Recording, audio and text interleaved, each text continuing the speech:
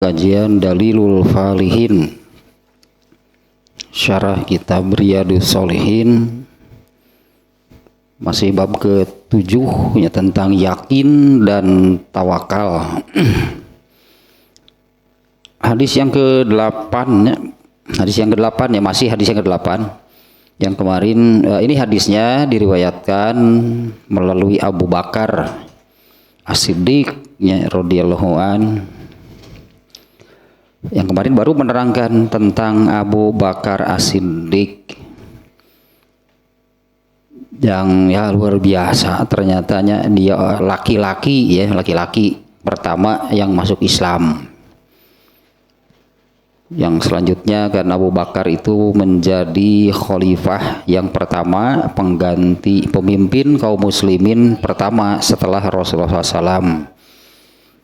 Yang terakhir penjelasannya yaitu beliau meninggal ya, dan disolati secara berjamaahnya, tentunya jenazahnya disolati secara berjamaah, diimami oleh Umar bin Khattab. Kemudian dibawanya dengan kasur atau alas tipisnya yang biasa dipakai tidur oleh Rasulullah SAW, dan dikuburkan di samping kuburan Rasulullah Sallallahu Alaihi Wasallam. Nah, isi hadisnya sekarangnya berarti berikutnya sekarang isi hadisnya. Nah, Abu Bakar mengatakan, nazartu ila aqdamil musyrikin wa nahnu fil ghor wa hum ala ru'usina. Kami melihat telapak kaki kaum musyrikin ketika kami berada di dalam gua. Wahum ala ru'usina, nah mereka tepat berada di atas kepala kami. Fakultu, kemudian aku berkata, kata Abu Bakar, ya Rasulullah, wahai Rasulullah, law anna ahadahum nazara tahta qadamaihi la absarona. Andai saja mereka melihat ke bawah telapak kaki mereka, pasti mereka menemukan kita. Faqala, kemudian Rasulullah SAW bersabda, menjawab, menanggapi ini bentuk kekhawatiran itu tadi dari Abu Bakar. Kemudian Rasulullah bersabda, ma zannuka ya Abu Bakrin. Ya kurang lebih apa gitu yang kau pikirkan gitunya. Apa yang kau pikirkan wahai Abu Bakar? Bisnaini Allahu salisuhuma. Nah, kita ini berdua di sini, Allah lah yang ketiganya. Nah, ini adalah apa yang diceritakan oleh Abu Bakar ini pada peristiwa hijrah. Nah, pada waktu Rasulullah SAW berangkat hijrah, Rasulullah SAW itu ditemani oleh Abu Bakar. Nah, ketika pergi hijrah itu Rasulullah ditemani oleh Abu Bakar. Nah, bersembunyinya di sini nih, di sebuah gunung Jabal Thur. Gunung Thur namanya itu ya. Nah, di Gunung Thur itu, di Jabal Thur itu ada celah sedikit lah gitu ya, bukan gua yang luas bisa masuk banyak orang. Ada celah sedikit lah di sana ya. Nah, ternyata kaum musyrik ini bisa menyusul mereka. Nah, Rasulullah bersembunyi dengan Abu Bakar di sana, dan mereka pun sebetulnya mereka pun menduga ada kemungkinan Rasulullah SAW dan Abu Bakar bersembunyi atau beristirahat lah itunya di sana. Mereka juga melihat sebetulnya ke celah tersebut. Tapi oleh Allah nah ini benarlah seperti yang disabdakan oleh Rasulullah di akhir hadis ini. Kita ini berdua, Allah lah yang ketiganya. Benarlah gitunya oleh Allah diselamatkan intinya dari kaum musyrikin, yaitu dengan cara Allah tutupi itu ya permukaan atau pintu dari celah tersebut dengan sarang laba-laba, sehingga mereka mengira mustahil ada orang di dalamnya. Karena kalau ada orang di dalamnya ya hancur, pasti sarang laba-laba itu pasti hancur.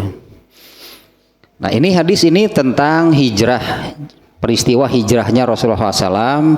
Nah di ujung hadisnya gitu ya, ini kan bab yakin dan tawakal. Abu Bakar kan biar bagaimanapun ada kekhawatiran gitu ya menyampaikan demikian. Abu Bakar mengatakan, saya bisa melihat itu kaki orang kaum musyrikin itu di atas ininya ya, di atas gunungnya gitu. Nah, mungkin kalau yang pernah ke sananya melihat Jabal Sur seperti apa. Jadi memang apa namanya? ada celah gitulah di sebuah gunung, ada celah gitunya, Rasulullah bersembunyi di sana. Nah, ini tepat di atasnya itu ya jalan itu untuk apa namanya jalan yang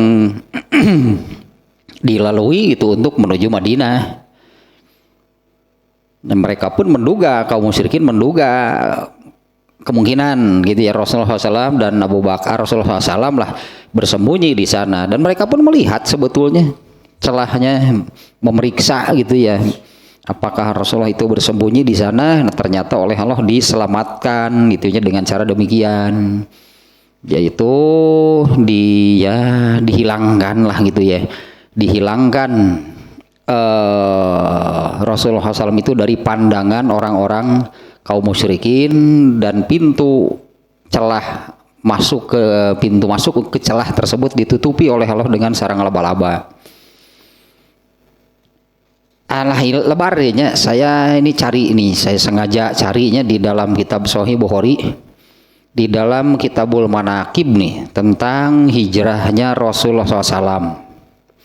Ya, tentang hijrahnya Rasulullah SAW. Hadisnya panjang, nah, kita bacalah lebar ya hadisnya ya. Sebentar nih ya, hadisnya itu yang, nah ini sangat-sangat panjang sih hadisnya nih ya. Kita baca terjemahnya nih ya. Di kitab Sahih Bukhari sendiri, peristiwa hijrahnya Rasulullah SAW gitu ya, judulnya itu hijrahnya Rasulullah SAW. Itu ada beberapa hadis yang dimuat, tapi saya hanya menandai 2 hadis gitu ya nantinya nih tentang hijrah Rasulullah SAW. Jadi benar-benar luar biasa gitunya, sedih itulah macamnya, sedih itu Rasulullah SAW-nya. Rasulullah SAW, Abu Bakar dan para sahabat lah mengalami itu peristiwa yang seperti ini.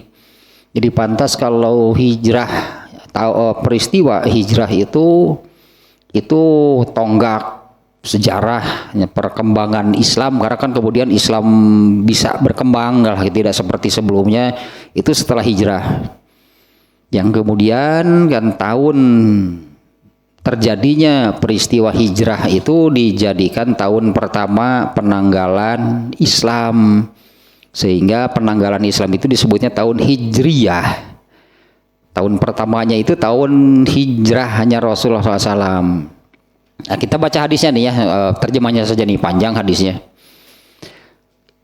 Ini hadis riwayat Al-Bukhari, diriwayatkan dari Aisyah radhiyallahu anha, istri Nabi sallallahu alaihi wasallam berkata, aku belum baligh ketika kedua orang tuaku sudah memeluk Islam.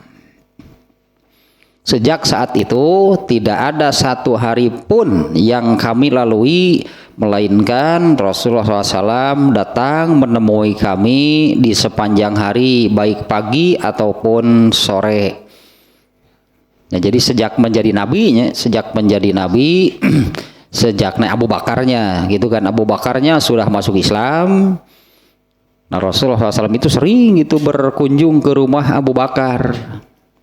Ya tentulah banyak hal tentunya yang dibicarakan itu di antara mereka. Karena yang memeluk Islamnya kan baru beberapa orang, jadi awal-awal kan beberapa orang saja yang memeluk Islam. Nah, Rasulullah tidak lewat satu hari pun kecuali Rasulullah SAW itu datang menemui kami ya, baik pagi ataupun sore. Ketika kaum muslimin mendapat ujian, Abu Bakar keluar berhijrah menuju Habasyah. Nih sebelum ke Madinah ya, Abu Bakar termasuk orang itu yang hijrah menuju Habasyah atau Ethiopia. Jadi kisah sahabat hijrah ke Ethiopia itu sangat terkenal ya, yang kemudian kan ketika kembali dari Ethiopia, dari Habasyah, para sahabat itu kembali dari Ethiopia itu oleh rajanya, yang gelar rajanya itu Najasyi. Itu kan dibekali, diantaranya yang dibekalkan sebagai hadiah gitu dari Raja Najasyi kepada Rasulullah, karena Ethiopia itu ya tahu Islamnya itu ketika ada sahabat yang hijrah ke sana, barulah tahu ada Islam, dan rajanya kemudian masuk Islam. Nah, ada ketika para sahabat pulang itu ada beberapa yang dihadiahkan kepada Rasulullah SAW, diantaranya seorang perempuan yang ketika akan dibawa lah gitunya oleh para sahabat, Raja Najasyi mengatakan di akadan, aku nikahkan katakanlahnya Rasulullah SAW dengan perempuan ini dengan mas kawin anu saya yang bayar, kurang berlebih begitulah kata rajanya, saya yang membayar mas kawinnya. Jadi pulang itu membawa akad nikah. Ketika mereka para sahabat bertemu dengan Rasulullah SAW, ya disampaikan kepada beliau demikian menurut Raja, dan Rasul mengatakan saya terima jadi suami istri. Nah, itulah diantaranya ya Abu Bakarnya, Abu Bakar hijrah menuju Habasyah. Ketika sampai di Barkal Gimad gitu namanya, di satu tempat nih. Ketika sampai di Barkal Gimad, dia didatangi oleh Ibnu Daginah, seorang kepala suku. Ia berkata, Ibnu Daginahnya berkata kepada Abu Bakar, kamu hendak kemana wahai Abu Bakar? Abu Bakar menjawab, kaumku telah mengusirku, maka aku ingin keluar lah gitu. Ini terjemahnya keliling dunia sembarangan. Terjemahnya pokoknya aku ingin ke mana lah pokoknya gitunya, karena diusir lah gitunya. Nah, aku ingin ke belahan bumi mana agar aku bisa, nih maksudnya agar aku bisa beribadah kepada Tuhanku.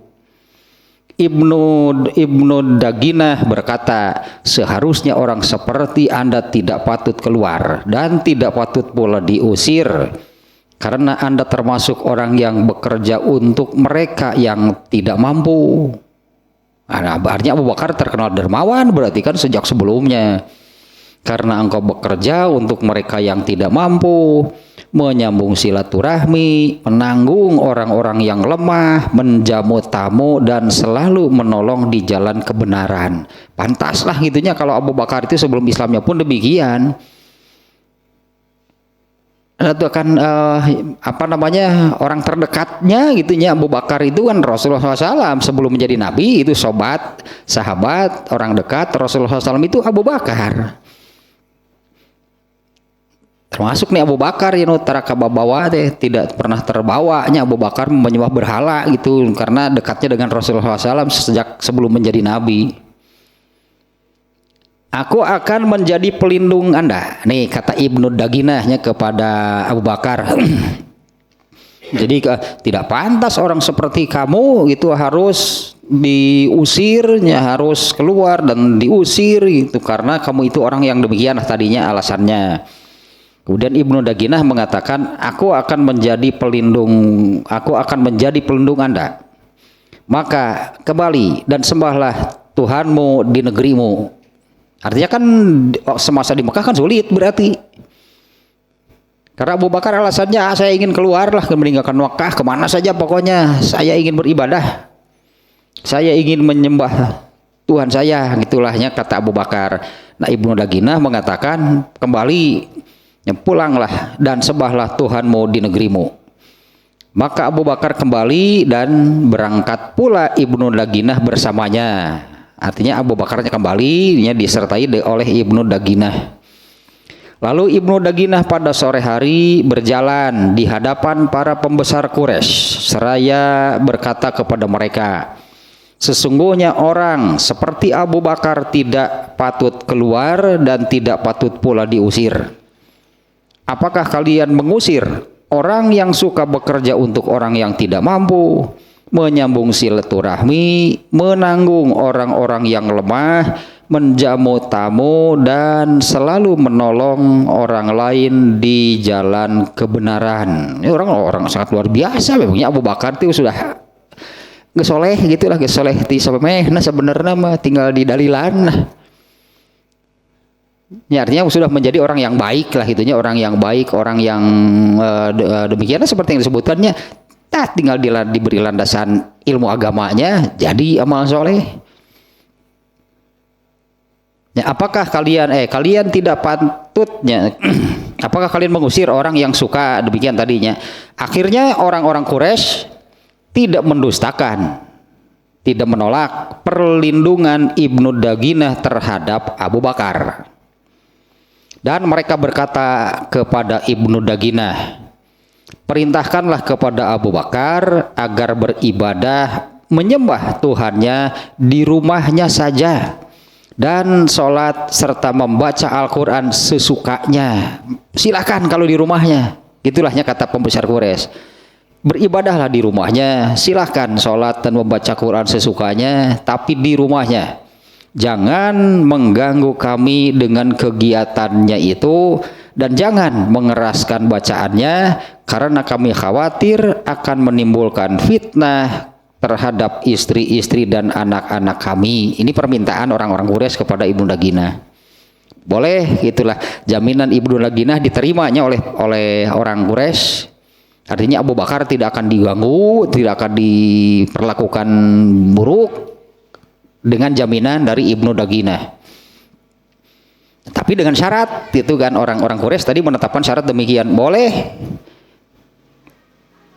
Tapi dengan syarat Abu Bakar itu melakukan ibadahnya, membaca Qur'annya, sholatnya di rumahnya dengan alasan takut membawa dampak yang buruk terhadap istri-istri dan anak-anak kami. Ibnu Daginah menyampaikan hal itu kepada Abu Bakar. Maka Abu Bakar mulailah dia beribadah di rumahnya dan tidak mengeraskan bacaan sholat, juga tidak membaca Al-Quran selain di dalam rumahnya. Artinya ya Abu Bakar jadi, karena Abu Bakar tadi kan maunya saya mau pergi kemana saja lah gitu, asal bisa beribadah dengan tenang gitu kan, karena selama di Mekah kan ya teruslah diganggu, diintimidasi. Ya bahkan kan Rasulullah sendiri, jangankan Abu Bakar, Rasulullahnya sendiri kan ketika sholat di dekat Ka'bah itu kan ditutupi dengan lambung unta. Ya apalagi sahabat-sahabat yang lainnya. Kemudian Abu Bakar kemudian tidak jadi keluar Mekah, gitu ya, pergi dari kota Mekah dan melaksanakan seperti yang diminta oleh kaum Quraisy. Membaca Qur'annya tidak dikeraskan, sholatnya di rumah, gitu, beribadahnya pokoknya semuanya di rumah. Kemudian muncul ide pada diri Abu Bakar untuk membangun tempat sholat di halaman rumahnya. Iya, kuat, kuat atau tidak tidak tabligh, artinya ya, tidak menampakkan gitulah. Terus bersembunyi-sembunyi itu ternyata ya tidak kuat. Nah, akhirnya maksud Abu Bakar kan supaya tidak melanggar, karena ini kan masih di rumahnya. Kemudian muncul pada pikiran Abu Bakar untuk membangun tempat sholat di halaman rumahnya yang dapat dia gunakan untuk sholat dan membaca Al-Quran. Tetapi istri-istri dan anak-anak kaum musyrikin berkumpul di sana dengan penuh keheranan dan menanti selesainya Abu Bakar beribadah. Ini yang ditakutkan oleh orang-orang Quraisy. Ini yang ditakutkan oleh orang-orang Quraisy ya. Ternyata istri-istri dan anak-anak kaum musyrikin berkumpul di sana dengan penuh keheranan dan menanti selesainya Abu Bakar beribadah. Nah, dan sebagaimana diketahui Abu Bakar adalah seorang yang suka menangis dan yang tidak sanggup menahan air matanya ketika membaca Al-Qur'an. Nah, ini yang membuat kaget gitunya. Yang membuat heran kaum musyrikin. Maka kagetlah para pembesar Quraisy dari kalangan musyrikin dengan kejadian tersebut. Ya, ternyata apa yang mereka khawatirkan kan benar terjadi. Abu Bakar itu tadi kan membuat sebuah rumah kecil lah, masih di area rumahnya, masih di tanah miliknya. Kan dengan pikiran Abu Bakar dengan pikiran ya ini kan rumah saya gitu kan, tanah saya membuat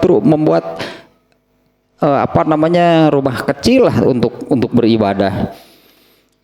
Yang dikhawatirkan kaum Quraisy itu ternyata terjadi. Ya, para pembesar Quraisy kaget itu dengan kejadian tersebut. Akhirnya mereka memanggil Ibnu Daginah ke hadapan mereka dan berkata, ya, mereka memanggil dan berkata kepada Ibnu Daginah, sesungguhnya kami telah memberikan jaminan keamanan kepada Abu Bakar dengan jaminan dari Anda untuk beribadah di rumahnya. Namun dia melanggar hal tersebut dengan membangun tempat sholat di halaman rumahnya serta mengeraskan bacaan sholat dan bacaan Qur'annya. Padahal kami khawatir hal itu akan dapat berdampak buruk kepada istri-istri dan anak-anak kami, dan itu ternyata benar terjadi. Dan ternyata hal itu benar-benar terjadi. Ini kata pembesar Quraisy kepada Ibnu Daginah, maka laranglah dia. Jika dia mau beribadah kepada Tuhannya di rumahnya saja, silakan, seperti perjanjian awal gitunya. Jika dia mau beribadah kepada Tuhannya di rumahnya, silakan. Namun jika dia menolak dan tetap mengeraskan suaranya, mintalah kepadanya agar, ini nih kata pembesar Quraisy kepada Ibnu Daginah, mintalah kepadanya, kepada Abu Bakar, agar dia mengembalikan jaminan perlindungan Anda. Artinya dicabut nih perlindungan jaminan dari Ibnu Daginah. Karena kami tidak suka bila kamu melanggar perjanjian dan kami tidak setuju bersepakat dengan Abu Bakar. Maka Ibnu Daginah menemui Abu Bakar dan berkata, kamu telah mengetahui perjanjian yang kamu buat.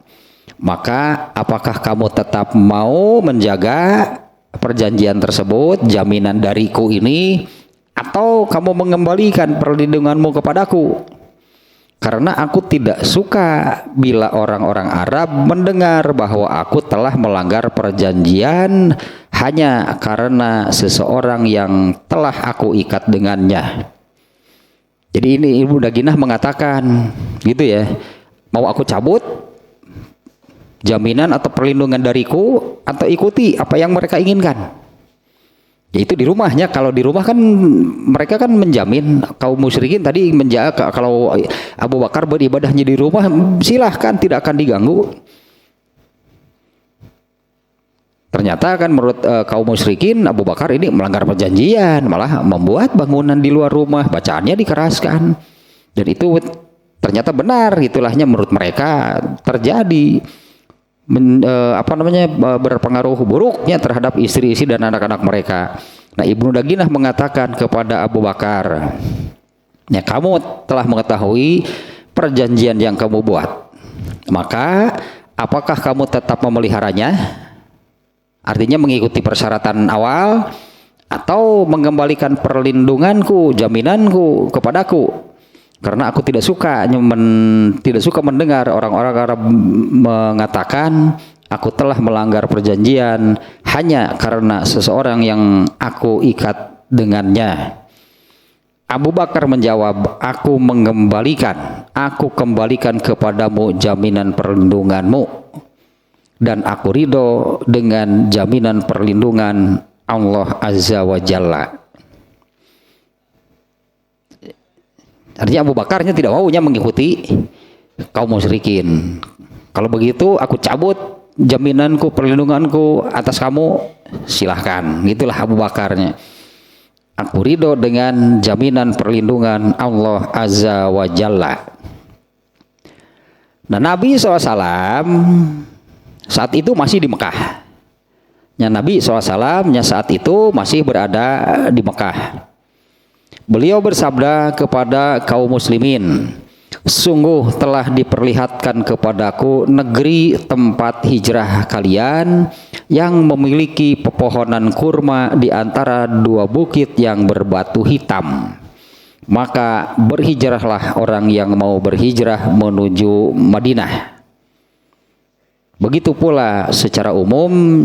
Nah, jadi ya Rasulullah itu sudah menunjukkan, aku sudah melihat tempat untuk kalian hijrah itu, yaitu daerah yang banyak pohon kurma yang terletak di antara dua gunung hitam. Ini yang dimaksud Madinah nih. Maka berhijrahlah orang yang mau berhijrah menuju Madinah. Begitu pula secara umum mereka yang berhijrah ke Habasyah ikut berhijrah ke Madinah.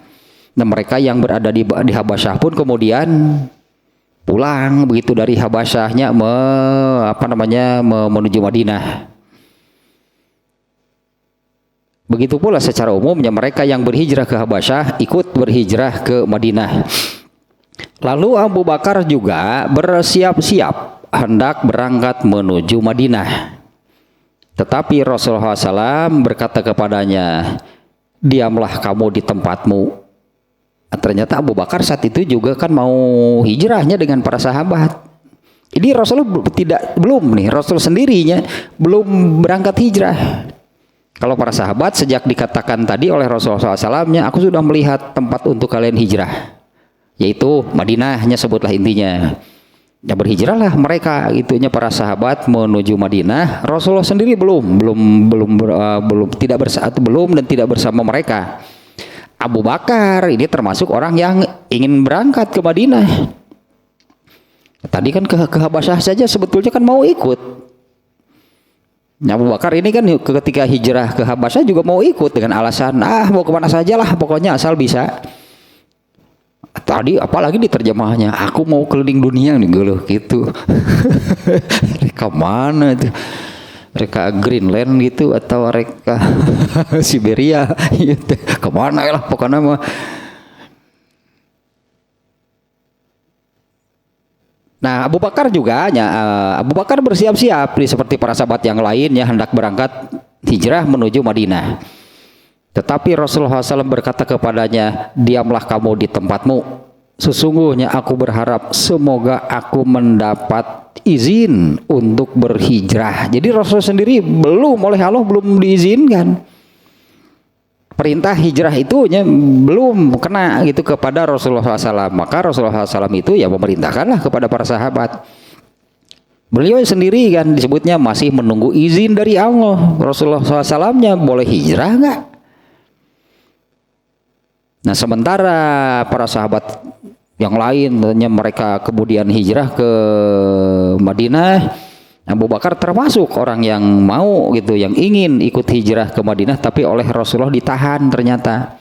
Tunggulah kamu, diam dulu di tempatmu, sesungguhnya aku berharap semoga aku mendapat izin untuk berhijrah.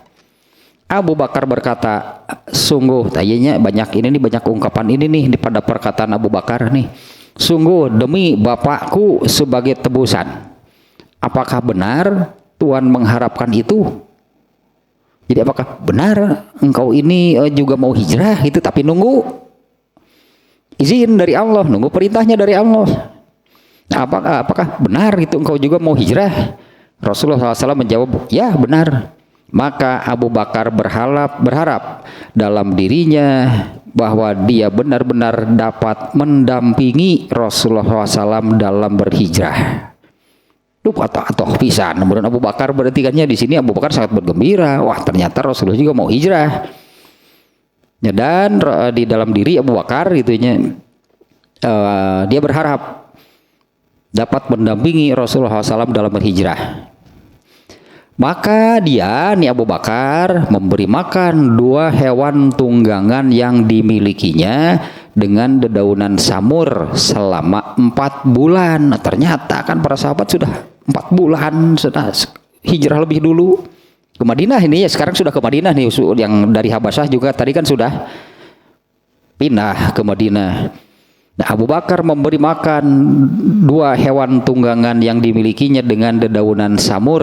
Alah, nama daunnya lah samurnya. Selama 4 bulan. Kemudian Aisyah berkata, pada suatu hari di tengah siang. Ya, pada suatu hari di tengah siang, ketika kami sedang duduk di rumah Abu Bakar, tiba-tiba ada orang yang berkata kepada Abu Bakar, ini adalah Rasulullah SAW datang pada waktu yang sebelumnya tidak pernah beliau datang kepada kami pada waktu seperti itu. Nah, biasanya tadi kan kalau tidak pagi, sore, iya tengah berang, nah ya ada yang aneh nih. Ya, kata Aisyah barusan kan ini adalah Rasulullah SAW tadi Aisyah pada suatu hari di tengah hari. Nah, ini Rasulullah berarti tidak biasanya kalau sebelumnya kan kata Aisyah di awal tadi Aisyah, aku belum balik ketika ibu bapakku sudah masuk Islam. Dan sering melihat Rasulullah SAW itu mungkin sebutnya hampir tiap hari datang ke rumah Abu Bakar kalau tidak pagi, sore. Nah, sekarang ini nih ya, Aisyah berkata pada suatu hari di tengah hari ketika kami sedang duduk di rumah Abu Bakar, tiba-tiba ada orang yang berkata, ini Rasulullah datang pada waktu yang sebelumnya tidak pernah beliau datang kepada kami pada waktu seperti ini.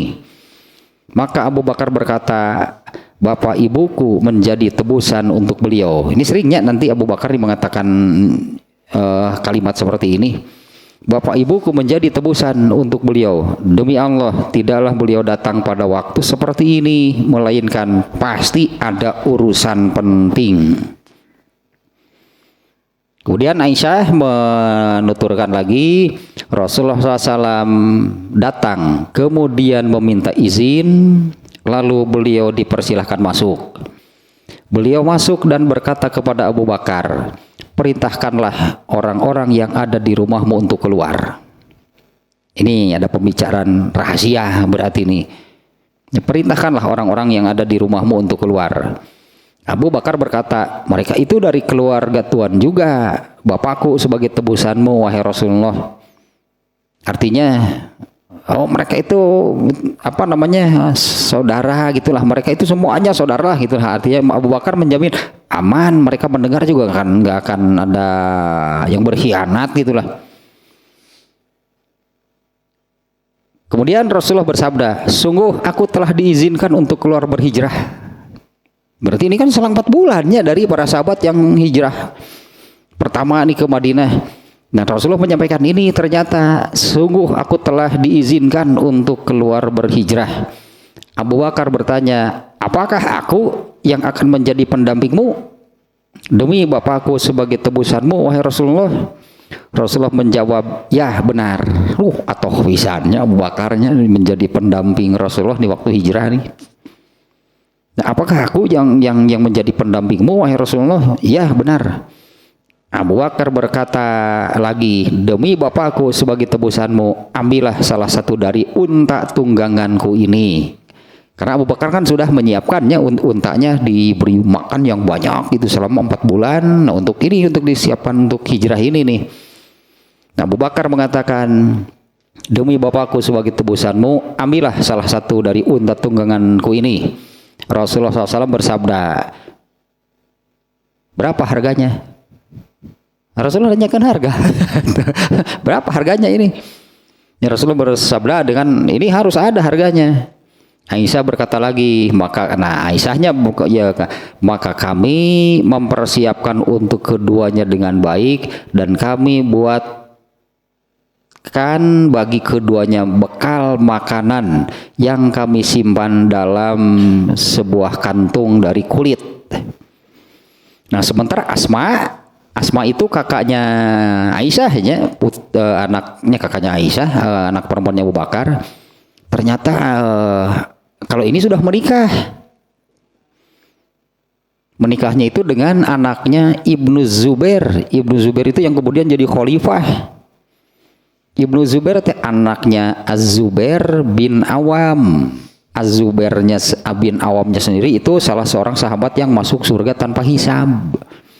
Punya anak namanya Abdullah. Nah, Abdullah menikah dengan Asma nih, kakaknya Aisyah. Nyanyi Aisyah nih mengatakan kami telah atuh mana nu bieu teh? Balik di kaluhur ieu mah.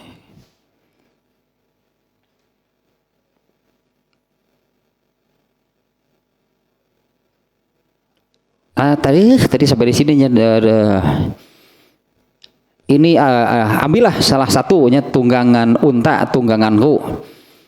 Rasulullah tadi mengatakan berapa harganya? Wah, ternyata kata Abu Bakar nggak usah bayar. Kudu masa dibayar gitu, masa harus bayar. Nah, karena Aisyah mengatakan kami mempersiapkan untuk keduanya dengan baik dan kami buatkan bagi keduanya bekal makanan yang kami simpan dalam sebuah kantung dari kulit.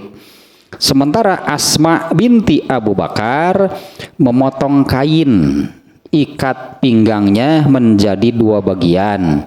Lalu salah satu bagiannya digunakan untuk mengikat kantong kulit tersebut. Dari peristiwa inilah kemudian dia dikenal atau mendapat sebutan Zatun Nitokoin. Artinya seorang perempuan yang memiliki 2 potong ikat pinggang. Ya, dari peristiwa itu kemudian jadi muncul sebutan. Kemudian Rasulullah SAW dan Abu Bakar sampai di gua di Jabal Thur. Nah, ini sudah mulai hijrah berarti ini. Kemudian Abu Bakar, Rasulullah SAW dan Abu Bakar sampai di sebuah tadinya gua sebutannya ya, di Jabal Thur. Mereka bersembunyi di sana selama 3 malam. Ternyata ini bukan hanya sebentar, bukan 1 jam 2 jam di sana. Rasulullah SAW dan Abu Bakar sampai di Jabal Thur, mereka bersembunyi di sana selama 3 malam. Abdullah bin Abu Bakar,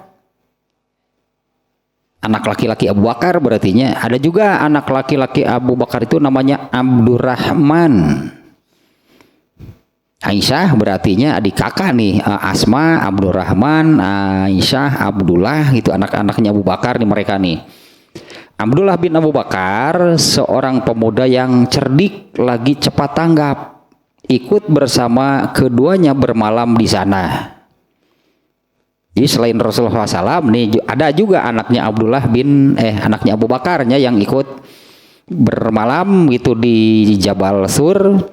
Pada waktu dini hari, Abdullah ini dia keluar meninggalkan keduanya. Dan pada pagi harinya dia berbaur dengan orang-orang Quraisy seperti layaknya orang yang bermalam di Mekah. Jadi tidak menunjukkan dia datang dari Jabal Thur gitu ya. Dini hari dia keluar meninggalkan keduanya di Jabal Thur dan pagi harinya dia berbaur dengan orang-orang Quraisy seperti layaknya orang yang bermalam di Mekah, artinya di rumahnya. Tidaklah dia mendengar suatu rahasia yang dapat memperdaya Rasulullah SAW dan Abu Bakar kecuali dia akan mengingatnya. Nah, jadi Abdullah bin Abu Bakar ini mencari-cari berita, berarti apa saja gitu, apa nih yang dikatakan orang-orang Quraisy. Jadi apa namanya, mata-mata. Jadi mata-mata nih Abdullah bin Abu Bakar gitu ya. Tidak ada atau kabar apa saja gitulahnya yang apa saja gitu yang dikatakan oleh orang-orang Quraisy ya, maksudnya untuk memperdaya Rasulullah SAW dan Abu Bakar, melainkan dia akan mengingatnya hingga dia datang menemui keduanya dengan membawa kabar ketika hari sudah gelap. Nah, ketika malam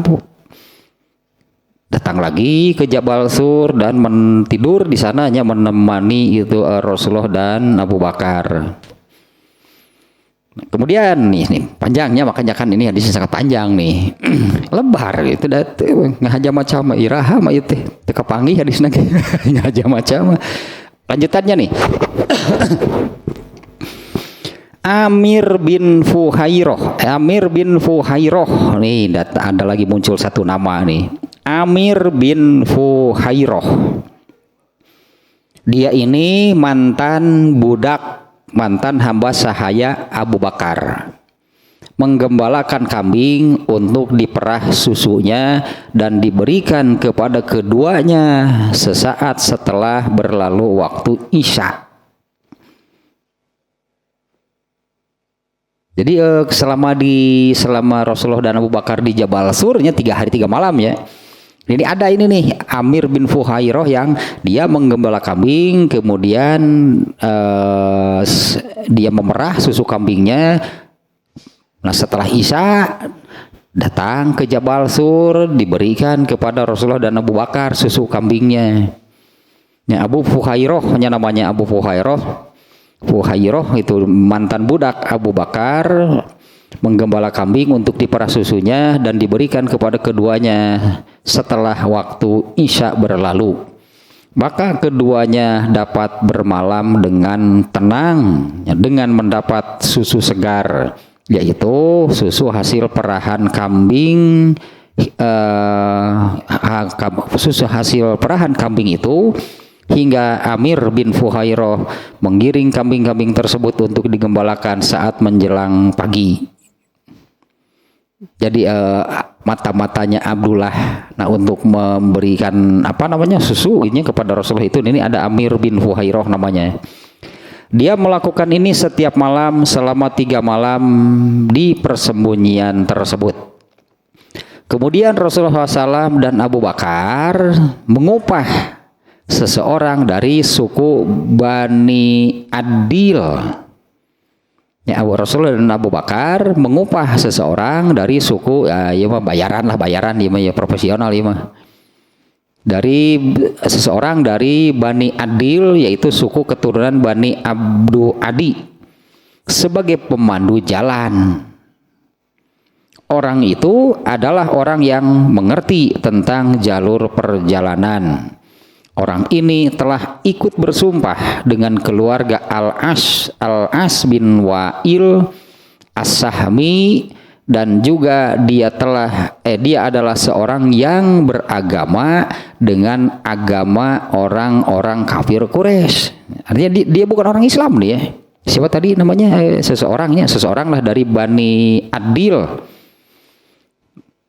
Dia mah profesional, dia mah diupah, dibayar gitu kan oleh Rasulullah dan Abu Bakar untuk menjadi guide, untuk menjadi penunjuk jalan menuju Madinah.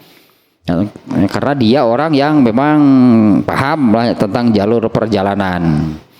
Nah, dia ini beragama dengan agamanya orang-orang kafir Quraisy. Namun Rasulullah SAW dan Abu Bakar mempercayainya dan menyerahkan kedua unta tunggangannya dan membuat perjanjian dengannya untuk membawa kembali unta tunggangan tersebut di Jabal Sur setelah 3 malam pada waktu subuh di malam ketiga. Ya, jadi unta Rasulullah dan Abu Bakar kemana? Dibawa oleh ini, karena kalau diparkir di situ ya ketahuan pasti. Kalau untanya diparkir di Jabal Sur ya ketahuan pasti oleh kaum Quraisy, karena kan mereka mengejar. Kalau di hadis yang pendeknya kan Abu Bakar ternyata kan bisa melihat kaki kaum musyrikin yang mengejar itu di atas kepalanya. Nah, unta Abu Bakar, Rasulullah dan Abu Bakar ternyata itu oleh Rasulullah diserahkan gitulahnya kepada tadi seseorang dari Banu Adil ya, yang juga gitu dipercaya sebagai penunjuk jalan. Nah, mana sampai mana nih barusannya? Kemudian Amir bin Fuhairoh berangkat bersama keduanya dan seorang penunjuk jalan tadi. Jadi 4 orang nih ya. Rasulullah dan Abu Bakar, kemudian Abu Fuhairoh dan seorang penunjuk jalan. Pemandu jalan itu mengambil jalan di pinggiran bersama mereka. Nah, kemudian nih ada ini nih, keponakan Suraqah bin Malik bin Ju'sham. Nah, dia mengatakan bahwa bapaknya mengabarkan kepadanya bahwa dia mendengar Suraqah bin Ju'sham berkata, nih, datang kepada kami beberapa utusan kaum kafir Quraisy yang menjadikan Rasulullah SAW dan Abu Bakar sebagai sayembara berhadiah bagi orang yang membunuh atau menawan salah seorang dari keduanya. Nah, ternyata di Mekah gitunya itu sudah dimunculkan sayembara.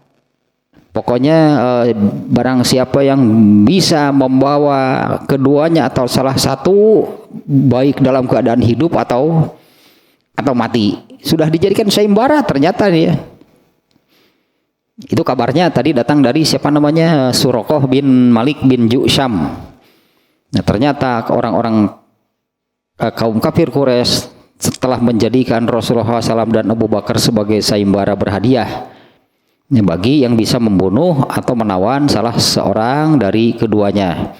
Dan ketika aku sedang duduk bermajlis di tengah majlis kaum saya, Bani Mudlij tiba-tiba datang menghadap seorang dari mereka lalu berdiri di hadapan kami yang sedang duduk bermajlis seraya berkata, wahai Suraqah, sungguh barusan aku melihat hitam-hitam gimana gitulah itunya di pinggiran, karena kan tadi Rasulullah dibawa melalui jalan pinggirannya oleh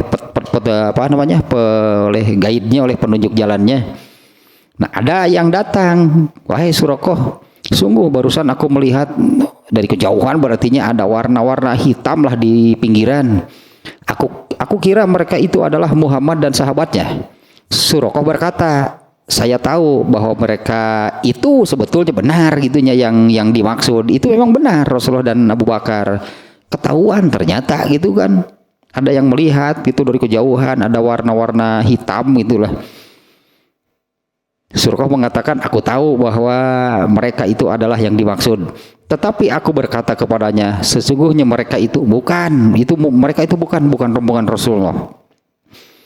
Akan tetapi karena sebetulnya ini Suraqah nih yang ingin saya yang akan membunuhnya. Kalau dikasih itu orang lain, hadiahnya nanti orang lain gitu yang dapat hadiahnya.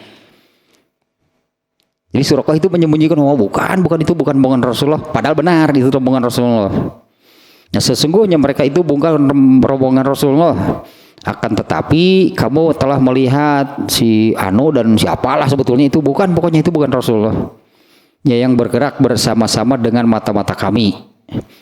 Aku tetap, kata Suraqah nih, aku tetap berada di majelis tersebut beberapa saat.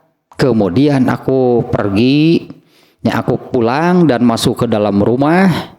Kemudian aku perintahkan pembantu perempuanku agar membawa keluar kudaku dari balik bukit dan menahannya hingga aku datang. Nah, artinya Suraqah ini diam-diam karena tergiur ini hadiah sayembaranya nih. Waktu itu hadiahnya hammer lah tuh. Hadiah nanti pokoknya mah onta Abu Lahab dia wah lo berapa harganya. Ya, kemudian aku pulang, perintahkan pembantu perempuanku agar membawa keluar kudaku dari balik bukit dan menahannya hingga aku datang. Aku mengambil tombak lalu keluar dari belakang rumah. Aku sembunyikan tombakku dengan meletakkan ujung bawah tombak bagian runcingnya itu ke tanah dan merendahkan ujung atasnya. Ketika aku sampai pada kudaku, aku langsung menungganginya. Aku mempercepat lari kudaku itu agar aku dapat mendekati mereka. Artinya ini Suraqahnya yang mau membunuh mereka nih. Ketika aku dekat dengan mereka, kudaku terperosok ke dalam tanah dan aku jatuh tersungkur. Apes pisan. Ketika sudah dekat dengan Rasulullah SAW, kudaku terperosok ke tanah dan aku jatuh tersungkur. Aku bangun, lalu aku menggapaikan tanganku ke tempat anak panahku, lalu aku keluarkan beberapa anak panah untuk aku jadikan alat mengundi nasib. Ternyata dasar kelakuan jahiliyah. Ambil beberapa anak panah, kemudian dibuatlah semacam undian. Ini lanjutkan jangan, gitu tah mengundi nanti lanjutkan jangan. Ya lanjutkan jangan. Ternyata Suroko saat itu berarti sudah merasa, wah ini ada apa-apanya ini. Kayaknya ini tidak bisa dilanjutkan gitulahnya. Nah tapi kemudian kan mengambil anak panah, saya kira mau memanah Nabi, malah dijadikan itu teh ya, diserut nepi ka leutik tuluy dikoclok itu aja tuluykeun ulah cenah teh. Eta mah hadiah nu gasieun kitu mah. Zaman baheula. Aku keluarkan beberapa anak panah untuk aku jadikan alat mengundi nasib. Aku mencari penjelasan dengan cara mengundi anak panah itu. Apakah aku akan mencelakai mereka atau tidak? Ya, artinya lanjutkan jangan gitu kan. Padahal keberangkatan awal maksudnya memang mau membunuh lah gitu, mau membunuh Rasulullah dan Abu Bakar. Maka undian yang keluar adalah apa yang tidak aku senangi. Kemudian aku menunggang kudaku lagi tanpa percaya dengan hasil undian, karena menurut undian lanjutkan. Artinya dalam pikiran Suroko itu sebetulnya sudah ada, wah ini nggak bisa dilanjutkan, tapi coba diundi, gitu dikocok. Ternyata yang keluar lanjutkan. Dan hasilnya undiannya itu gitu.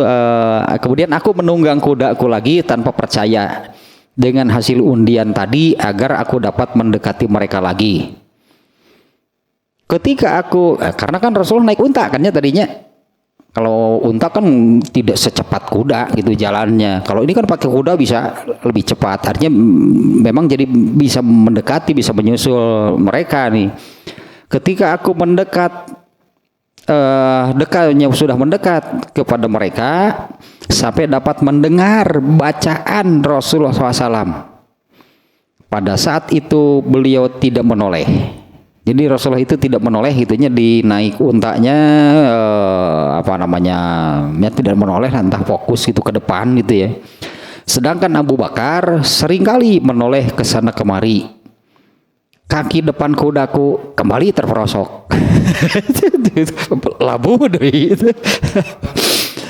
Kaki kudaku kembali terperosok di dalam tanah hingga mencapai kedua lututnya, dan aku terpelanting dari atas kuda. Aku menghalau kudaku, lalu dia bangkit dan hampir saja dia tidak dapat mencabut kedua kakinya. Ternyata kakinya itu terperosok amblas itunya sampai lututnya dan sulit untuk keluar. Nancep didinya kuda nanti barunya. Ya, lalu dia bangkit dan hampir saja dia tidak dapat mencabut kedua kakinya dari dalam tanah. Ketika kudaku sudah berdiri tegak, tiba-tiba pada bekas jejak kaki kudaku itu keluar asap padahal tidak ada api. Nah ini mukjizat sebenarnya. Dari tanahnya bekas terperosoknya kuda itunya muncul asap. Tiba-tiba pada bekas jejak kakinya keluar asap, ya padahal tidak ada api. Lalu membumbung ke langit hingga menjadi seperti awan. Kemudian aku kembali mencari penjelasan dengan undian lagi. Dan lagi-lagi undian yang keluar adalah yang aku tidak sukai. Ya artinya ini lanjutkan jangan gitu. Setelah kejadian tersebut artinya kan jadi ada keraguannya dalam diri Suroko, jadi mendeg mayong artinya gitu kan. Mendeg mayong apa sih? Menunjukkan mundur kenal. Naon atuh mendeg mayong tadi. Ya muncul keraguan gitunya, ini lanjutkan jangan gitu dengan kejadian itu kudanya terperosok. Setelah diundi hasilnya lanjutkan deh. Kemudian aku kembali mencari penjelasan itu dengan undian, dan lagi-lagi undian yang keluar adalah yang tidak aku sukai. Akhirnya aku memanggil mereka. Ya, akhirnya aku memanggil mereka dengan jaminan keamanan. Maka mereka, nya Rasulullah dan para sahabat, tadi kan Rasulullah, para sahabat, kemudian penunjuk jalannya dan Amir bin Fuhairah. 4 orang lah itu Rasulullah itu ternyatanya. Akhirnya aku memanggil mereka dengan jaminan keamanan. Lalu mereka berhenti, lalu aku menunggang kudaku hingga sampai kepada mereka. Ketika aku memperoleh kegagalan untuk membunuh mereka, terbersitlah dalam hatiku bahwa kelak urusan Rasulullah SAW yang akan menang. Itu dalam diri Suraqahnya terbersit demikian. Dia jelas-jelas mau membunuh Rasulullah SAW, tapi kan malah demikian gitu kan yang dialami. Terbersitlah di dalam diri Suraqah bahwa kelak urusan Rasulullah SAW itulah yang akan menang. Aku berkata kepada beliau, sesungguhnya kaum Anda telah membuat sayembara berhadiah atas engkau. Lalu aku menceritakan kepada mereka apa yang sedang diinginkan oleh orang-orang atas diri beliau. Kemudian aku menawarkan kepada mereka berdua perbekalan dan harta bendaku. Tungtung nama ngadan dibikeun bekalan. Tayeunya pertolongan Allah teh. Kemudian aku menawarkan kepada mereka berdua perbekalan dan harta bendaku, namun keduanya tidaklah mengurangi dan meminta apa yang ada padaku. Akan tetapi Rasulullah bersabda ini kepadaku, kepada Suraqah, rahasiakanlah keberadaan kami. Lalu aku meminta kepada beliau agar menulis surat jaminan keamanan. Maka beliau menyuruh Amir bin Fuhairah untuk menuliskannya pada kulit yang telah disamak. Lalu Rasulullah SAW melanjutkan perjalanan. Ibnu Abi Syaibah sebentar nih ya. Urwah bin Zubair nih mengatakan bahwa Rasulullah SAW bertemu dengan Az-Zubair dalam rombongan kafilah dagang kaum muslimin. Ini melalui jalan lain berarti ini ya. Az-Zubair mengatakan Rasulullah SAW bertemu dengan Az-Zubair dalam rombongan kafilah dagang kaum muslimin. Mereka adalah para pedagang yang baru kembali dari negeri Syam. Az-Zubair memakaikan pakaian berwarna putih kepada Rasulullah SAW dan Abu Bakar. Kaum muslimin di Madinah telah mendengar keluarnya Rasulullah SAW dari Mekah. Dan mereka 4 bulan kan tadinya, mereka kan sudah 4 bulan lebih dulu di Madinah. Dan mereka setiap pagi pergi ke Harroh namanya. Jadi kaum muslimin di Madinah, para sahabat di Madinah yang sudah lebih dulu hijrah di sana telah mendengar kabar Rasulullah SAW juga hijrahnya dari Mekah. Dan mereka setiap pagi pergi ke satu tempatnya namanya Harroh untuk menyambut kedatangan beliau. Sampai terik tengah hari memaksa mereka untuk pulang. Ternyata belum ada. Besoknya pagi-pagi kaum muslimin di Madinah pergi lagi ke Harroh untuk melihat menyambut kedatangan Rasulullah. Ternyata belum ada juga. Jadi entah berapa hari lah demikian nih. Dan mereka pergi ke Harroh untuk menyambut kedatangan beliau sampai cuaca terik tengah hari memaksa mereka untuk pulang. Pada suatu hari ketika mereka telah kembali ke rumah-rumah mereka, ya karena kan kalau menunggu sampai siang panas ternyata pulang belum, berarti Rasulullah belum datang. Pada suatu hari ketika mereka telah kembali ke rumah-rumah mereka, setelah menanti dengan lama, seorang laki-laki Yahudi naik ke atas salah satu dari benteng-benteng mereka untuk keperluan yang akan dilihatnya. Ternyata dia melihat Rasulullah SAW dan sahabat-sahabatnya berpakaian putih yang hilang, timbul tenggelam lah gitunya dari pandangan karena fata morgana, artinya masih jauh gitunya. Tapi itulah pandangan orang Yahudi ini kan terbiaskan gitulah oleh fata morgana. Jadi terlihatnya itu kadang terlihat hilang, itu timbul tenggelam. Artinya ini masih dari jarak yang sangat jauh. Nah, orang Yahudi ini ternyata yang pertama melihatnya nih. Ya, ketika pada suatu hari ketika mereka telah kembali ke rumah-rumah mereka setelah menanti sekian lama, seorang laki-laki Yahudi naik ke atas salah satu dari benteng-benteng mereka untuk keperluan yang akan dilihatnya. Ternyata dia melihat Rasulullah SAW dan sahabat-sahabatnya berpakaian putih yang timbul tenggelam dari pandangan karena fata morgana. Orang Yahudi itu tidak dapat menguasai dirinya untuk berteriak dengan suaranya yang keras. Wahai orang-orang Arab, inilah pemimpin kalian. Ya, itu ya, di mana bantuan mah? Yahudi marah yang mengabarkannya.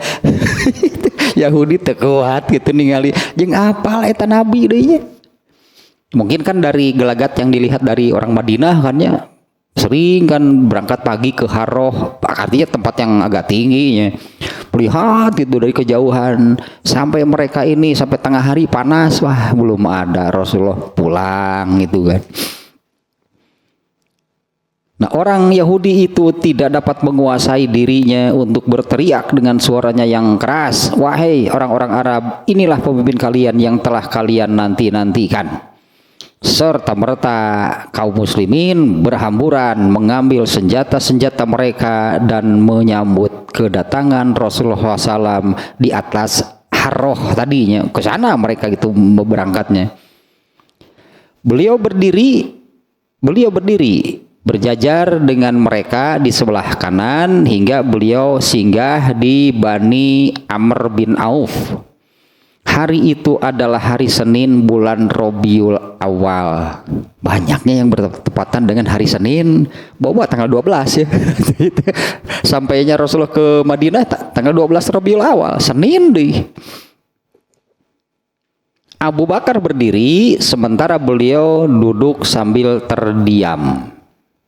Maka mulailah orang-orang Ansor. Orang Ansor kan bukan orang Mekah ya. Maka mulailah orang-orang Ansor yang belum pernah melihat Rasulullah SAW memberi ucapan selamat kepada Abu Bakar. Jual kabur ke Abu Bakar teh. Selamat datang Rasulullah. Padahal Rasulullah nama sedang duduk cicing nggak ulang. Padahal Rasulullah nama cicing. Antap. Cek Rasulullah itu benar. Antap juga bro gitu. Kang Edi. Nah, saya Kang Edi sudah sih dia kan Arab ngaran Edi dah. Mana tuh dia tuh?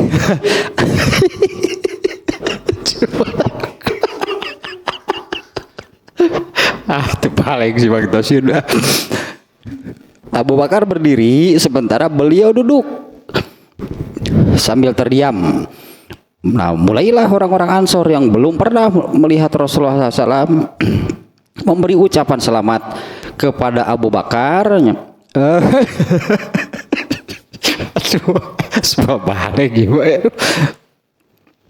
Hingga sinar matahari langsung mengenai Rasulullah SAW. Maka Abu Bakar menghampiri beliau dan memayungi beliau dengan selendangnya. Saat itulah orang-orang baru tahu, oh itu ternyata tuh kan, minggu itu Nabi Nama.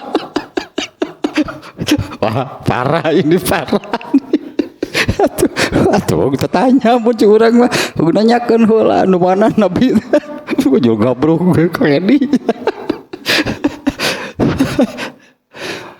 Nah, Abu Bakar menghampiri dan memayungi, nah, karena sudah panasnya. Memayungi beliau dengan selendangnya. Nah, saat itulah orang-orang baru tahu yang mana Rasulullah SAW. Rasulullah SAW kemudian tinggal di rumah Bani Amr bin Auf sekitar 10 malam. Nah, ini sudah tiba di Madinah nih ya. Rasulullah SAW tinggal di rumah Bani Amr bin Auf sekitar 10 malam dan beliau membangun sebuah masjid yang dibangun di atas landasan ketakwaan. Itulah itu namanya memang perlu penjelasan sebetulnya, tapi dilewat dulu lah. Lalu Rasulullah SAW sholat di masjid itu. Selanjutnya beliau mengendarai unta setelah 10 hari ini ya. Selanjutnya beliau mengendarai unta beliau untuk berjalan bersama orang-orang sampai unta beliau menderum di masjid Rasulullah SAW atau di tanah yang kemudian itu jadi Masjid Nabawi sekarang gitu ya. Meninggalkan karena pertama datang berarti tadi itu di mana, di rumah Bani Amr bin Auf ya, 10 hari di sana. Nah, kemudian Rasulullah mengendari unta berjalan bersama orang-orang hingga untanya sebetulnya banyak yang usul itu teh. Ya, di hadis lain banyak yang usul. Rasulullah di sini membangun masjidnya, di sini di sini. Kemudian Rasulullah mengatakan biar nih ini al-qaswa ya. Kenulah nanti unta itu pergi kemana gitu. Biarlah unta itu pergi kemana, di mana unta itu kemudian berhenti, di situ aku akan tinggal. Nah, seperti ini ya kalau di sini nih ya. Mengendarai unta untuk berjalan bersama orang-orang sampai unta beliau menderum di masjid Rasulullah SAW di Madinah, masjid di mana kaum muslimin mendirikan sholat. Sebelumnya masjid tersebut, sebelum ya ini kan terserah unta tadi tanya. Nah biarlah nanti unta ini berhenti di mana, di situ berarti. Karena banyak yang usul kaum Ansor Rasulullah ini tanah saya nih, ini tanah saya gitu ya. Ya, banyak yang ingin tempatnya gitunya dijadikan gitu untuk tempat tinggal Rasulullah untuk dibangun masjid. Nah, ternyata kan Rasulullah tidak memilih salah satu. Rasulullah tidak memilih salah satu. Ya mungkin sisirikan lah cikurang Sunda mahnya nanti yang kalau dipilih yang ini, yang lain merasa iri. Dipilih yang mana nanti yang lain iri. Nah kemudian Rasulullah mengatakan demikiannya di hadis yang lain, biar di untaku saja ini berjalan kemana dan berhenti di mana, di situ nanti aku akan tinggal. Nah sebelum dibangun masjid di sana, tempat tersebut adalah tempat penjemuran kurma milik Suhail dan Sahal, 2 anak yatim di bawah perwalian As'ad bin Zuroroh. Kemudian ketika untanya menderum, Rasulullah SAW bersabda, insya Allah disinilah nanti tempat tinggalku. Nah, ketika unta itu berhenti, menderum di sana, Rasulullah kemudian bersabda, insya Allah inilah tempat tinggalku. Di sini berarti nanti tempat tinggalku. Kemudian Rasulullah SAW memanggil kedua anak yatim itu untuk membeli tempat penjemuran kurmanya untuk dijadikan masjid. Kedua anak yatim itu berkata, tidak, kami tidak, kami hanya akan bahkan di sini tidak, kami telah menghibahkannya kepada Tuhan, wahai Rasulullah. Tetapi Rasulullah tidak mau menerima hibah keduanya sampai akhirnya beliau membelinya dari kedua anak tersebut. Selanjutnya beliau membangunnya sebagai masjid dan mulailah Rasulullah SAW bersama para sahabat beliau memindahkan batu-batu dan ya pokoknya membangun masjid lah di sana ya. Sambil memindahkan batu-batu itu beliau bersyair, gening Rasulullah ge atuh sok hari ringan. Rasulullah ge sok hari ringan atuh. Heheotan. Rasulullah ge sok tapi nu kieu ya. Yang isinya gitunya. Seperti ini waktu Rasulullah ikut menggali parit untuk perang Khandaq, Rasulullah juga bersyair tapi isinya doa gitu ya. Nah isinya kurang lebih demikian nih. Barang yang dibawa ini batu-batuan bukanlah barang dari Khaybar. Seperti apa sih ininya Arabnya dan apa lagamna dia teh Talal Badru alaina teh gitu. Nyawa teh hiji aduh Talal Badru alaina naon teh dia. Nah gitulah hanya Rasulullah membangun masjidnya sambil bersyair yang kalau diterjemah gitu syairnya kurang lebih seperti ini nih. Barang-barang yang dibawa ini, batu-batuan ini bukanlah barang dari Khaybar. Kalau Khaybar itu satu tempat di Mekah, hanya di Mekah bukan di Madinah. Ini adalah lebih baik wahai Tuhan kami dan lebih suci. Dan beliau juga bersyair, ya Allah sesungguhnya pahala itu adalah pahala akhirat. maka rahmatilah kaum Ansor dan Muhajirin. Nah itu syairnya sampai di sana. Nah gitu tuh hijrahna Rasulullah teh. Ini menurut salah satu hadis. Satu lagi nih ya yang agak pendek lah, yang satu lagi. Mananya hadisnya teh? Tadi teh udah nyirian teh. Alah ngalungit deh ciri lagi. Bukan. Iya gitu. Mana atunya? Sebentar nih ya lebar ya. Iya gitu ya. Al-Barro bercerita, Abu Bakar membeli seperangkat pelana dari Azib. Lalu aku membawa pelana itu bersamanya.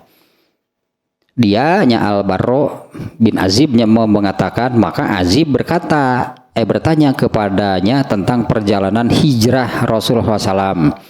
Abu Bakar berkata, kami telah melakukan pengamatan hingga kami memilih keluar di malam hari. Lalu kami mempercepat perjalanan kami di waktu malam dan siang, hingga akhirnya ketika pada waktu tengah hari nampak kepada kami sebuah batu besar. Kemudian kami mendatangi batu tersebut dan ada celah untuk bernaung. Maka aku menggelar kainku yang terbuat dari kulit unta untuk Rasulullah SAW. Kemudian beliau tidur di atasnya. Aku beranjak sejenak untuk mengamati keadaan sekeliling tempat itu, yang ternyata aku bertemu dengan seorang budak penggembala yang sedang menggembala kambingnya menuju batu tersebut untuk bernaung, sebagaimana yang kami inginkan tadi. Aku bertanya kepadanya, milik siapakahnya kamu ini, wahai budak? Budak penggembala itu menjawab, aku ini milik si Fulan. Aku bertanya lagi, apakah kambingmu itu menghasilkan air susu? Penggembala itu menjawab, ya. Aku bertanya lagi, apakah kamu bersedia memerah susunya? Dia menjawab, ya. Maka dia mengambil seekor di antara kambing-kambingnya, lalu aku katakan, bersihkanlah terlebih dahulu sebelum diperah. Abu Bakar melanjutkan, kemudian penggembala itu memerah sedikit susu dan memasukkannya ke dalam sebuah gelas. Dan aku membawa wadah kecil yang aku siapkan untuk Rasulullah SAW. Maka aku menuangkan air ke dalam susu itu agar dingin pada bagian bawahnya. Lalu aku bawa susu itu untuk Nabi SAW. Lalu aku katakan, minumlah wahai Rasulullah SAW. Maka beliau meminumnya hingga aku puas. Kemudian kami meneruskan perjalanan, sementara orang yang mencari kami membuntuti kami melalui jejak-jejak kami. Al-Barro berkata, aku masuk bersama Abu Bakar menemui keluarganya, yang ternyata di sana ada Aisyah radhiyallahu anha, putrinya yang sedang berbaring karena sakit demam. Aku melihat bapaknya menciumnya, lalu berkata, bagaimana keadaanmu wahai Ananda?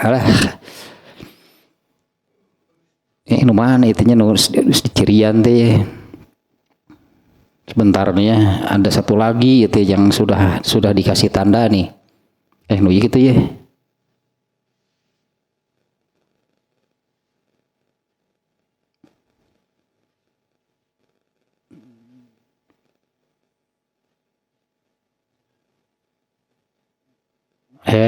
Mana? Terus jadi atuh jam seberapa itu.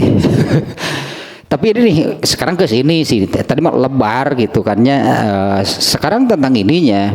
Jadi hadis ini kan ini diantara yang ada yang dimuat di dalam kitab Riyadhus Shalihinnya, di sini di dalam kitab syarahnya potongan yang pendek.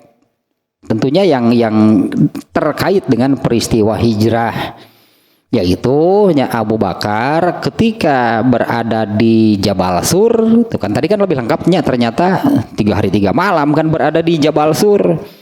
Sementara orang-orang kaum musyrikin ya pastilah mereka itu kan terus mencari, karena sudah dibuat sayembara bagi mereka itu, bagi siapa yang bisa membawa, artinya ya membawa Rasulullah SAW atau Abu Bakar atau keduanya dalam keadaan hidup atau mati. Nah, pada hijrahnya ini nih Rasulullah SAW bersembunyi di Jabal Sur dan ternyata mengalami kejadian demikian.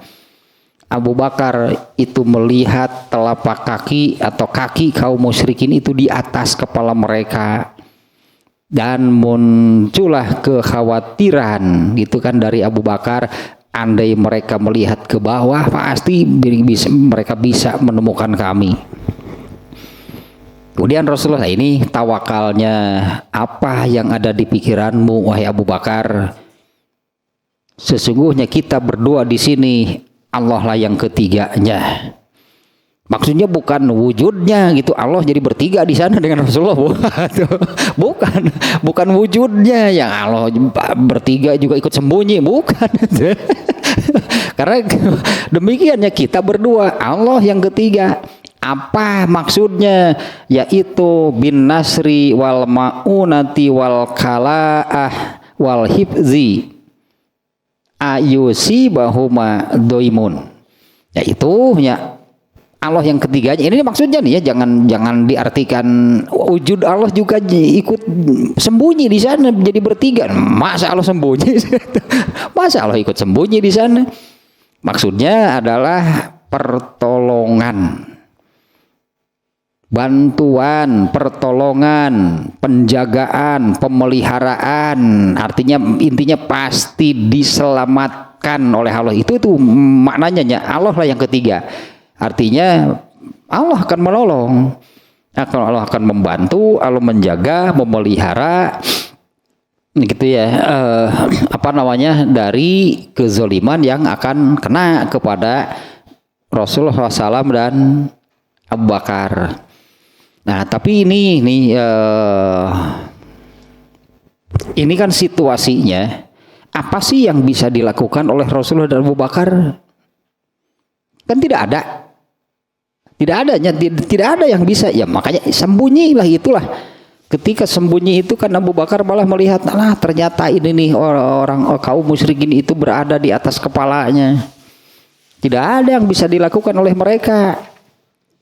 Kalau nggak salah di hadis nomor berapanya yang yang menunjukkan demikian nih, yang saya lupa lagi yang mana nih, yang ini Rasulullah nih. Rasulullah waktu menggantungkan pedangnya di sebuah pohon, kemudian beliau tidur. Datanglah orang kafir kemudian mengambil pedang Rasulullah lalu menodongkannya ke leher Rasulullah SAW gitu ya. Siapa yang akan menyelamatkan kamu sekarang? Nah, saat itu apa sih yang bisa dilakukan oleh Rasulullah? Tidak ada. Tindakan gitu. Tindakan apa yang bisa diambil oleh Rasulullah? Gak ada, itu pedang sudah di leher. Siapa yang akan menyelamatkan kamu sekarang? Allah. Nah, ini juga sama sekarang. Kondisi hadisnya kita lihat hadisnya lah. Kita lihat hadisnya, kita lihat substansinya, kita lihat masalahnya. Meskipun kejadiannya berbeda, tapi di dua hadis ini menunjukkan bahwa apa yang bisa dilakukan oleh Rasulullah dan Abu Bakar. Artinya untuk melawannya mana mungkin. Mereka bersembunyi, muncul kekhawatiran dalam diri Abu Bakar dengan diungkapkan dengan kata-kata yang barusannya. Andai mereka melihat ke bawah, pasti mereka bisa menemukan kita. Ini sama sebetulnya ketika dengan hadis yang sebelumnya. Ketika Rasulullah itunya ditodongkan ke Rasulullah, ke leher Rasulullah, siapa yang bisa menyelamatkan kamu? Allah. Di sini juga sama, Rasul itu Allah gitu kan, karena ya mau tindakan apa lagi, mau minta tolong sama siapa dalam kondisi seperti ini kan nggak ada. Mau minta tolong kepada siapa, mau melakukan tindakan apa?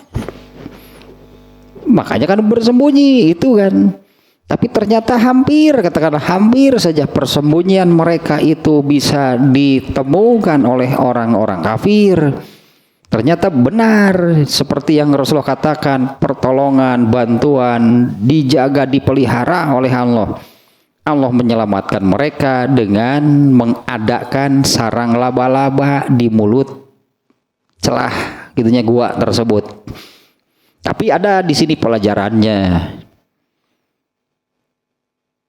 Ini spontan yang menunjukkan bagaimana kebiasaan sebelumnya. Itunya ini spontan. Siapa yang akan bisa menyelamatkan kamu? Allah. Tuh mikir heula. Rasulullah tidak berpikir dulu. Artinya jangan sampai nih ketika dalam situasi ini pelajarannya ya, substansinya berarti ini pelajarannya. Ya jangan sampai ketika kita menghadapi situasi yang kita ini sudah buntu, itulah pikiran sudah buntu, apa yang bisa dilakukan? Hadis ini kan menunjukkan demikian. Apa yang bisa dilakukan? Nggak ada. Langsung otomatis kepada Allah. Maksudnya jangan mendadak ke Allah teh. Jangan mendadak kepada Allah itu kalau lagi menghadapi masalah berat baru kepada Allah. Aing mah cek Allah teh palingnya. Jangan-jangan ini seperti yang di surat apa ya? Apabila mereka sedang berada di tengah lautan, lalu cuaca buruk, kemudian angin besar, ombak menghantam, mereka itu berdoa kepada Allahnya benar-benar khusyuk, benar-benar serius. Tapi ketika aku selamatkan mereka sampai ke daratan, poho deui we ka Allah mah. Itu di surat apanya? Yang surat An-Nur gitu, surat apa gitunya yang kisah itu ada yang bukan kisah sih, itunya Allah menggambarkan manusia itu suka demikian, artinya ya ketika berada dalam situasi yang sangat membahayakan mereka, yang apa yang bisa mereka lakukan itu kan di tengah cuaca buruk, ombaknya besar, mereka berdoa kepada Allahnya luar biasa seriusnya. Di suratnya itu surat Taubah gitu, surat An-Nur gitu deh. Al-Isra ayat berapa? Al-Isra ayat 67. Oke, coba lihat nih ya. Ya ini pelajarannya ya seperti ini. Kalau Rasulullah gitu kan ya spontan. Siapa yang bisa menyelamatkan kamu? Allah. Karena memang sebelumnya selalu bertawakal kepada Allah. Sebelumnya juga selalu kepada Allah. Bukan mendadak waktu gawat. Bukan mendadak waktu sedih, bukan mendadak waktu menghadapi masalah besar. Ketika tidak demikian, lupa kepada Allah. Artinya kan eta gitu, segala sesuatu itu tong dadak atuh cek Allah. Tong dadak atuh keur kieu we cenah datang tadi keur butuh we cenah laporan teh. Surat tadi teh? Al-Isra ayat 67. Coba kita lihat ayatnya yang demikian ya, karena ini jelas ini kaitannya demikian nih dengan ini benar-benar spontan. Kita ini berdua di sini, Allah yang ketiga. Rasulullah itu kan selalu kan kaitannya dengan Allah itu kan bukan hanya dalam situasi yang sedih, situasi gawat, itu situasi yang darurat, bukan hanya demikian. Dan memang kebiasaannya, memang akhlaknya itu kan beliau itu ya selalu kepada Allah. 67. Dan apabila kamu ditimpa bahaya di lautan, ini ayat 67 Al-Isra-nya, niscaya hilang semua yang biasa kalian seru kecuali Allah. Ya, aikir kitu mah. Gitu kan ayat ini menggambarkan nih. Dan apabila kamu ditimpa bahaya di lautan, niscaya hilang semua yang biasa kalian seru kecuali Dia, kecuali Allah. Tetapi ketika Dia, Allah menyelamatkan kamu ke daratan, kamu berpaling darinya. Kan pelajarannya demikian. Ya, ari geus diberesan mamasalah ku Allah teh. Proces deui we hirup teh paroho deui we ka Allah teh. Dan manusia memang selalu ingkar. Itu kan di ujung ayatnya sikas sebelan cek Allah teh dasar. Dan memang manusia selalu ingkar. Tapi deku Allah mengadoanya baik, cek Allah lah tulungan. Tapi setelah diselamatkan, kemudian ingkar. Sebutlah begini kan, di sini kan Allah marahnya dan manusia memang selalu ingkar. Jekeun bae keun murukana kikituan moal dihisab anger we tungtung nama kadinya sok arocas deui sia bagus diselamatkeun teh burukana moal dihisab baheula dikeur butuh cek Allah teh pada butuh dengan situasi yang ditimpa bahaya di lautan yang nggak akan bisa selamat lah kalau bukan karena pertolongan Allah. Mereka berpikir demikian, tidak akan selamat kalau bukan karena pertolongan Allah. Ternyata benar saja selamat sampai ke daratan.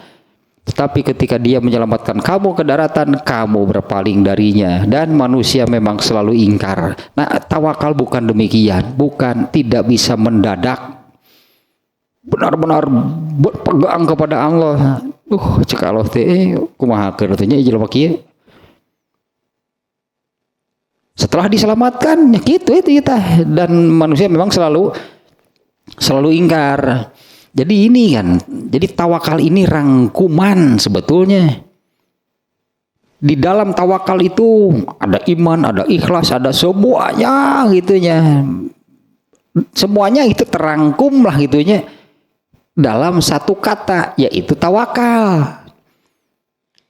Jadi pantas kalau tawakal inilah syarat satu-satunya masuk surga tanpa hisab. Itu benar dah kudu sampai aya berarti di dalam tawakal itu ada semuanya gitulah, ada nah itulah akidah, iman gitu, tauhid dan semuanya terangkum, dan itu harus berjalan gitu ya, seperti Rasulullah SAW ketika ditanya siapa yang akan menyelamatkan kamu, ya otomatis bahkan jawabnya Allah. Memang kesehariannya demikian. Tawakal mah rangkuman, itu tanya rangkuman itu, jadi semuanya lah yang disebut akidah, tauhid, iman, yang kemarin misalnya nya, ikhlas, sidik, sabar, semuanya itu menghasilkan satu kata, gabungan seluruhnya itu menghasilkan satu kata, tawakal. Jadi pantas kan kalau di dalam hadis kan syarat masuk surga, anggaplah gitunya, yang akan masuk surga tanpa hisab itu orang yang seperti apa? Itu kan hadis pertamanya. Satu kan tidak terbebas dari ruqyah, terbebas dari tidak musyrik lah intinya. Satu, tidak musyrik berarti. Dua, tidak berobat dengan besi panas. Tumur hoream lo gering teh dengan tukang elas ora dia. Udah gering teh dengan tukang elas dari ubaran. Piraku panu wae kudu diselep. Panu wae piraku dah. Tidak pernah, entahnya dulu pengobatan seperti itu ada mungkinnya. Kemudian diharamkan di dalam Islam. Artinya tidak mengobati penyakit dengan cara yang demikian. Dan nah ini satu lagi, tawakal kepada Allah. Ternyata tawakal itu kan rangkuman, gabungan dari semuanya yang ada di dalam Islam ini menghasilkan satu katanya pada yang harus ada pada seseorang, yaitu tawakal. Nah, tawakal itu berarti seperti jawaban Rasulullah di sini.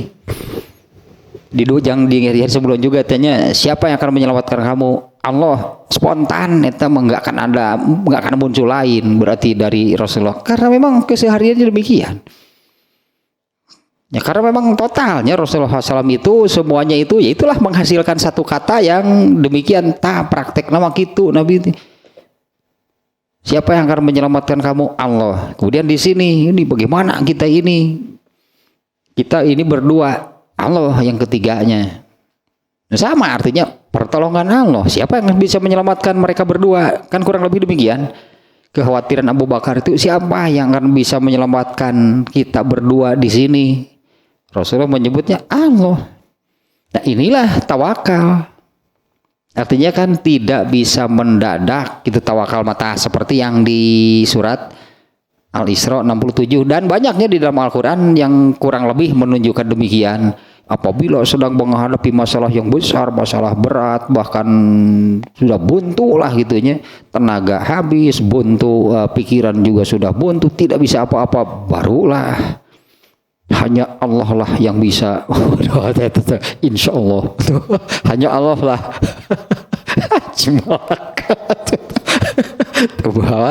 Wah, parah ini. Dan apabila kamu ditimpa bahaya di lautan, niscaya hilang semua yang biasa kamu seru kecuali, nah artinya kalau sudah menghadapi situasi demikian, barulah gitunya kepada ini hanya Allah nih yang bisa menyelamatkan. Ternyata gitu kan, setelah benar diselamatkan oleh Allah, terus kalian berpaling dari Allah. Dan manusia memang selalu ingkar. Nah artinya kan tawakal itu berarti kan rangkuman. Artinya biasanya selalu, ya itulah apanya, iman, sidik, ikhlas, semuanya itu terangkum. Dan muncullah satu kata tawakal. Jadi benar kan, jadi pantas itu kan kalau satu-satunya syarat masuk surga tanpa hisab tawakal. Ternyata tawakal kan rangkuman dari seluruhnya. Taslah. Tuh tekaraos tuh kan dua-dua tuh ya. Dua-dua tuh tadinya hadis tentang hijrah tak cukup panjangnya, artinya ya itulah kita tidak banyak mengambil pelajaran sih, tadinya hanya membacakan itu pun terjemahnya demikianlah peristiwa hijrahnya Rasulullah. Ya itu pun kan sudah menggambarkan apa namanya ya untunglah gitulah kitanya kebagian ilmunya menjadi pengikutnya yang pengorbanan mereka itu ternyata luar biasa.